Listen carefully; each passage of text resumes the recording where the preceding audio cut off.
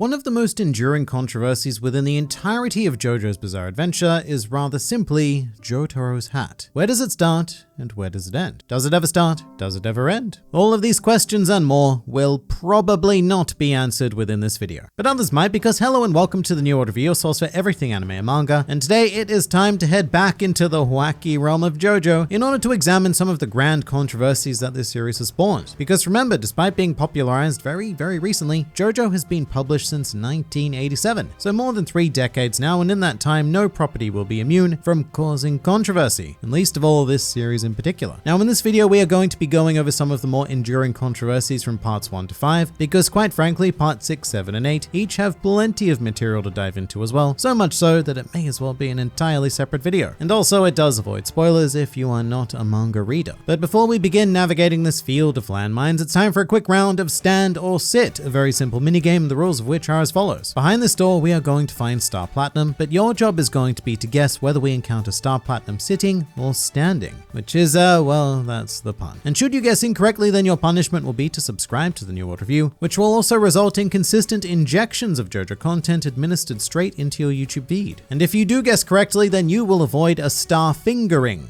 So pretty high stakes game here. So will Star Platinum be sitting or standing? Well, make your choice now and we shall reveal the answer in 3, 2, 1, and bam, Star Platinum is actually sitting, which looks really weird and unnatural, but there it is. So if you guess standing, then you know the thing it is you need to do, and please do say hi in the comments below if you are a new member of this illustrious channel. But speaking of stands, let's begin with a well-known JoJo controversy which affects the large majority of stands within this entire series, and that would be their mass renaming. As has become quite painfully clear to JoJo readers and watchers, series author Hirohiko Araki takes great inspiration from the world of music. And from part 4 onwards, this carried over into stands as they abandoned their tarot card and/or Egyptian god theming, and were now primarily named directly after musical artists, songs, and albums. And as a result of this, you may be familiar with stands such as Spice Girl, Green Day, and Notorious B.I.G. Or not, because in English these were changed to Spice Lady, Green Tea, and Notorious Chase. And rather predictably, this was of course due to potential copyright issues. And there are some very necessary cases for this, such as the Sex Pistol stand, which was subsequently renamed Six Pistols. However, there are also a ton of stands that were renamed despite being much more vaguely named. Echoes is a great example of this, which was localized as Reverb in English. And yes, it is a reference to a Pink Floyd song named Echoes, but the word Echoes itself is just so general that I highly doubt those representing Pink Floyd would have a case even if they did want to sue. Still, the mantra surrounding the Crunchyroll release of JoJo is better safe than sorry, although it has resulted in almost every stand in the series being controversially misnamed. Because look, I don't care how many times you write Zipperman, Bucciarati is clearly saying sticky fingers. But another issue that has stirred controversy and plagued the anime release of JoJo is that of rampant censorship. Those going through the series will run into a very sudden problem with Stardust Crusaders, immediately encountering these black voids that appear primarily when characters are smoking, but also obscuring excessive gore and so on and so forth. JoJo is a surprisingly brutal series after all, but this isn't censorship as we are quite used to hearing the word as anime fans. Censorship tends to be a more inbuilt thing from the ground up. For example, if we don't want to show Jotaro smoking like he does in the manga, then well, we simply don't animate him smoking. But the incredibly faithful adaptation from David Production ran into a lot of issues broadcasting JoJo's Bizarre Adventure in Japan, and sadly by the time they got to that point, there was really only one solution, which was to layer in these rather strange black voids, which are not present in the home release, I should say. However, for streaming platforms that only have the right to the TV broadcast, well, that's an issue that viewers will need to learn to live with. With that said, I can only applaud David Production for not caving to censorship demands and continuing to adapt JoJo as closely to the manga material as possible. However, as for a case where JoJo did need to cave, there was this very interesting controversy surrounding the release of the 1993 Stardust Crusaders OVA series, as in one episode Dio was depicted reading from the Quran. Now in the manga it wasn't clear what he was reading, but this OVA made a very bold decision to quite clearly define the book. Well, I say bold, but in reality it was one big gigantic mistake. The idea was to feature Arabic text as a way of setting the scene to further flesh out where we are in the world. Sounds good in theory. However, the staffers that were chosen to implement this could not read Arabic, and so they inadvertently chose pages of the Quran to feature. And this caused quite an uproar from a group of Egyptian Islamic fundamentalists, thus halting the release of the OVA series. But not only that, this also halted the release of the Part 3 manga as well, for an entire year. Not just in Egypt either, because this issue affected the entire English language release. Because while the manga No did not contain Dio reading from the Quran, further review of Stardust Crusaders identified characters fighting on top of and destroying buildings that appeared to be mosques. And not wanting to cause any more controversy, Shueisha actually had Araki redraw these scenes, and 1 year later, Stardust Crusaders continued publication, although the OVA series was cancelled permanently. And this would not be the only time that JoJo would cause something of an international stir, and one factor that anime fans may be unaware of would be Rohan's blatant despise for the United States of America. Because there's a fascinating scene in the Part 4 manga where an elderly Joseph Joestar inquires about Rohan releasing his work in English, to which Rohan replies that he has Chinese and European translations, but he refuses to release the English versions because he believes that Americans specifically would be too dull to understand his works. Which is perfectly in character. Rohan is quite the hilarious elitist prick. However, this was not included in the anime adaptation of Diamond is Unbreakable, probably because no one ever really wants to deal with the idea of attacking American patriotism, because it just tends to be far more trouble than it's worth. Although with that said, Araki himself has never shied away from the topic, and without spoiling anything, I think that the entirety of Steel Ball Run makes his views pretty clear, but in a more compelling and nuanced way than the words of Rohan in Part 4. And speaking of Rohan, it is very difficult to go past this character without mentioning the inadvertent controversy that he is embroiled in, primarily due to his English dub voice being a man by the name of Vic Mignogna, quite possibly one of the most well-known English voice actors in human history, and he will likely remain that way after an incredible slew of sexual harassment allegations from fans and colleagues alike, and so he has become a highly controversial figure to say the very least. And this is neither the time nor the place to be going into Vic's issues, but the English dub of Rohan and JoJo will forever be affected by this, even including petitions to have Rohan redubbed. But also Japan has had its fair share of JoJo-esque voice actor controversy as well, with one of its most prolific names, Daisuke Namikawa, who you may or may not know was the original voice actor of Part 5's Giorno Giovanna. Namikawa voiced Giorno in the game's All-Star Battle and Eyes of Heaven, and as such he would have been the natural choice for the upcoming Golden Wind anime series. Except that Namikawa was caught having an affair with a female employee who was still a teenager at the time, which, while it certainly did not kill his career, led to a significant slowdown and the decision to ultimately go in a different direction with Giorno at the very least, which landed us with the fantastic voice work of Kensho Ono, who you may also know as Flock in Attack on Titan or Knut in Vinland Saga. But to bring all of this back solidly into the realm of JoJo, another intriguing controversy generated by Part 3 would obviously be the existence of Anne. Or maybe not her existence, but rather that one time where we had a shower scene and the orangutan that wanted to, rape her. And this is mostly an important thing because Anne is super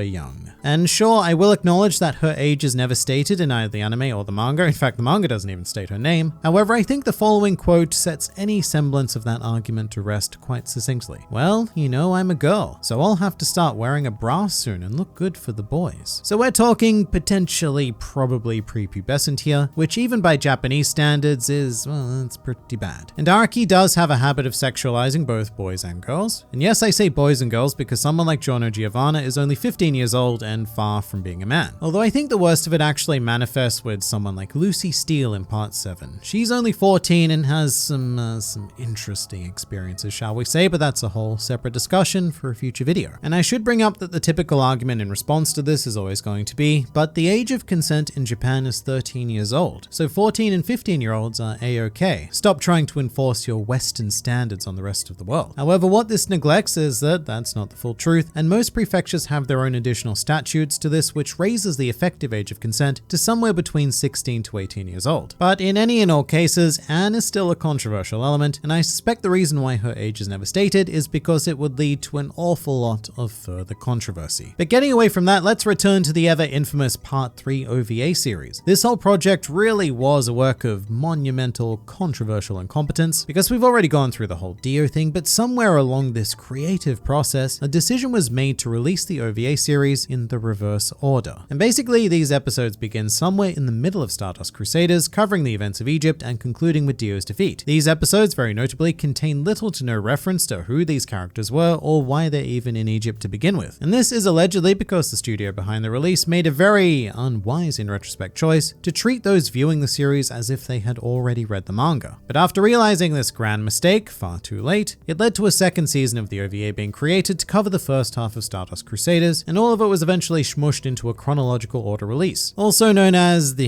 thing that they probably should have done from day one. But basically what I'm trying to say is that this project never had a chance. Not only was this a JoJo series starting with Part 3 instead of 1 and 2, but they were also starting halfway through Part 3 with no connection to the characters, as well as complete and utter bewilderment as as to what the story was. It was a truly bizarre adventure in all of the worst possible ways. But if I was to name probably the biggest controversy in JoJo's Bizarre Adventure, well, it actually doesn't spawn from the series itself, but rather the fan base. And that would be coining the term Araki Forgot. This overly simplistic two-word statement is used by fans worldwide to reference any moment, character, or story thread in the series that was left unsolved, or more accurately was left purposely unsolved or explained, but readers or watchers ironically were not paying attention and forgot that resolution themselves. And a great example of an alleged Araki Forgot comes with part 4 with Josuke's flashback, specifically the mysterious figure who saved Josuke and his mother, and someone who we never heard of again. There is a very large contingent of fan thought out there that will claim that this is the remnant of a plot that was to involve Josuke traveling back in time in order to save himself, but in reality Araki has confirmed that what you see here is very much what you get. It's just an explanation for Josuke's inspiration. Didn't mean to rhyme that, but I'll take it. And almost every Araki Forgot will have a similar explanation attached to it, and is more often than not fans reading too much into a character's situational plot than Araki ever intended to dive into. With that said, there are definitely a handful of times where Araki legitimately does forget. However, these mostly account to incredibly minor continuity errors. But if you'd like to see some more anime-related controversy, then please do check out this video of some of the biggest controversies that have affected Hunter x Hunter. Some very intriguing stuff, and I look forward to seeing you there.